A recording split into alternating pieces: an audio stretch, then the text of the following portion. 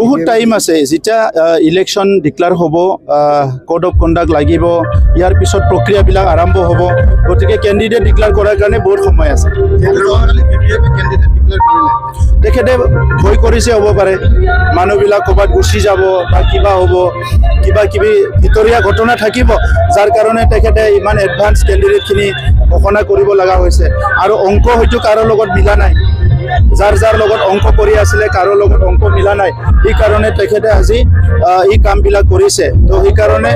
আগতো তেখেতে কেতিয়াবা কেতিয়াবা কৰিছে কিন্তু এইবাৰতো আৰু আগত ক্যান্ডিডেট ডিক্লেয়াৰ কৰক পিছত ক্যান্ডিডেট ডিক্লেয়াৰ কৰক বিপিএফৰ প্ৰতি সবৰৰ মোহ ভংগ হৈছে আৰু এইটো বাস্তৱত আজি সবে দেখিবলৈ পাইছে আগ্ৰামা মানে আপোনাৰ আহ্বান কৰে চৰকাৰৰ পৰা আঁতৰি আহক 50-50 কেলেম বুলি কি ক'ব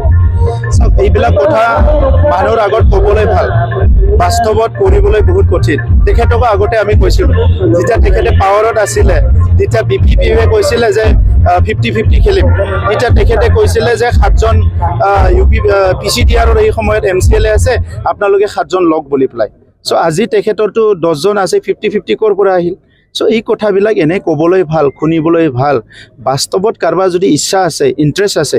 টেবলত বহি আলোচনা কৰিব পাৰে এৰা ধৰা কৰি আলোচনা কৰি মীমাংসা নোহোৱাৰতো কোনো কথা নাই দুটা দেশৰ যুদ্ধয়ে মানে মীমাংসা হয় গতিকে এটা জনগোষ্ঠীৰ ভিতৰত বা এটা অঞ্চলত কিবা এটা সমস্যা মীমাংসা কৰিব নোৱাৰা একো কথা নাই কিন্তু সিনচিয়াৰিটি লাগিব আমি আপোনাৰ আৰু মোৰ কাৰণে ৰাজনীতি কৰা নাই আপোনাৰ কাৰণে মোৰ কাৰণে ৰাজনীতি কৰিলেতো আৰু এইটো কথা নহয় কিন্তু আমি কৰিছো 35 লাখ জনসাধাৰণৰ কাৰণে গতিকে এই কথাটো ইমান মানে বাচ্চাৰ নিচিনা আমি কৰি থাকিলে নহব নহয় মুখ্যমন্ত্ৰী এতিয়া প্ৰস্তাৱ চলি আছে নিৰ্বাচন মুখ্যমন্ত্ৰী ডাঙৰীয়াই বিভিন্ন আমাৰ সমষ্টিবিলাকত অঞ্চলবিলাকত গৈ আছে